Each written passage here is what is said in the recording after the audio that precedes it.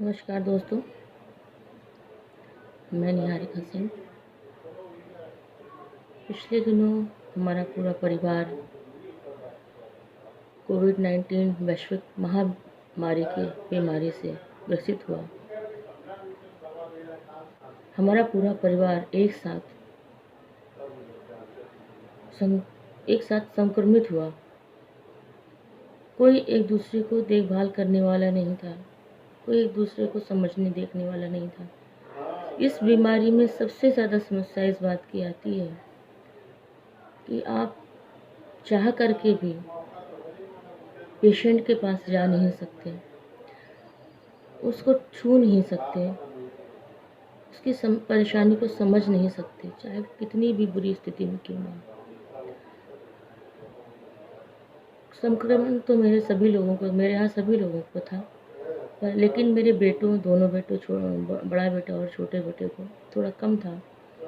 और हस्बैंड को भी हल्का फीवर आया था, तो मेरे हस्बैंड तुरंत जा कर के सबसे पहले उन्होंने अपने दोस्तों से कंसल्ट किया जो इस बीमारी से ग्रसित हो चुके थे। दोस्तों, आज हम आपके बीच उपस्थित हुए हैं। हमारे एक परम मित्र हैं, श्रीमती सरिता सोनी जी हैं, जिनका एक NGO है, हुनरदान संस्थान के नाम से।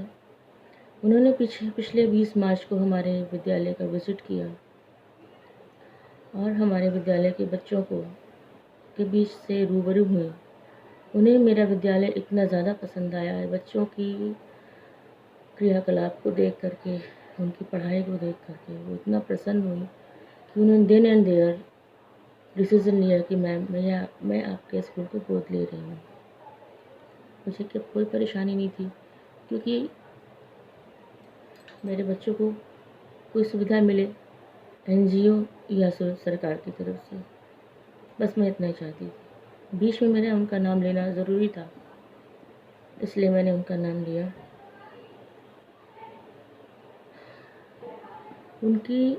उन्होंने मुझसे रिक्वेस्ट की थी, सरिता मैम ने, कि मैम, जब मैं कोविड से ग्रसित थी, संक्रमित थी, तब उनके और विमल जी के कई सारे फ़ोन, कई मैसेजेस आते रहे, लेकिन मेरी वो स्थिति थी कि मैं उनके मैसेज का भी जवाब नहीं दे सकती थी, ना मैं उनसे कॉल कर सकती थी।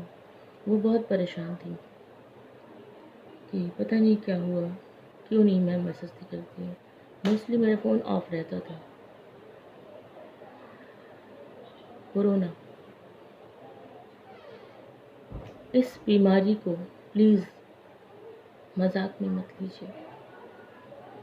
मैं सिर्फ और सिर्फ कोरोना की समस्याओं को, कोरोना जैसी बीमारी से होने वाली समस्याओं को आप तक लाइव होकर के पहुंचाने की पूरी कोशिश कर रही हूँ, ताकि आप भी इन परेशानियों, इस पहली बात तो इस बीमारी के प्रति अवेयर हो जाएं।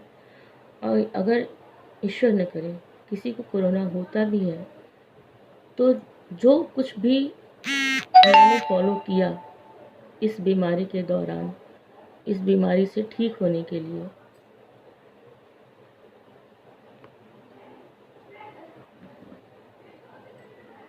तो मेरी पूरी कोशिश यही रहेगी कि आप सभी इस बीमारी से जल्दी बाहर निकल के आ पाएंगे।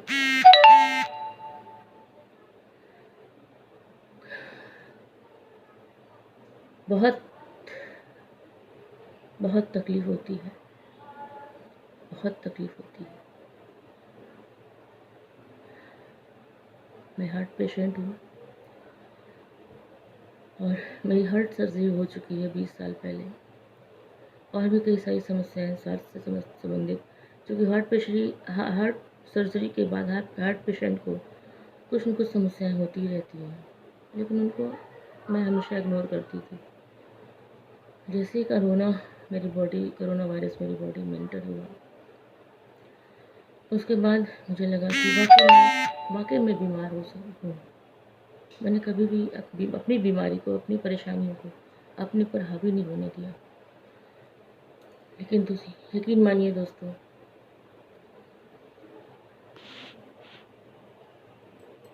कोरोना बहुत खतरनाक बीमारी है।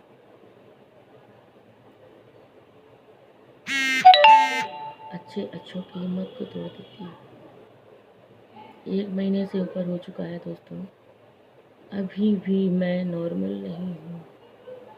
आज ही मेरा सीटी स्कैन हुआ है,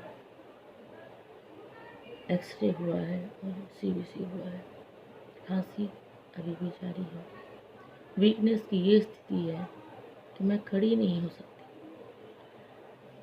अपने बच्चों की फरमाइश को पूरा नहीं कर सकती। मेरे बच्चे और मुझे खाना बनाने का बहुत शौक है। मुझे कुछ न कुछ करते रहने का बहुत शौक है। मैं बैठने वाले लोगों में से नहीं हूँ, पर इस बीमारी ने मुझे लाचार कर दिया। मेरे हस्बैंड हर कदम पे, हर पल मेरे साथ रहे। मुझे नहीं पता कि उन 17-18 दिनों में क्या स्थिति थी, मैं आपको बयान नहीं कर सकती। शायद एक मौत को छू के आने की जैसी एक अनुभूति हुई मुझे। इस वीडियो में बस इतना ही। अगले वीडियो में आपसे अपनी और भी परेशानियाँ और भी दिक्कतें जो कोविड से मुझे हुई, मैं ज़रूर आपको शेयर करूँगी। धन्यवाद।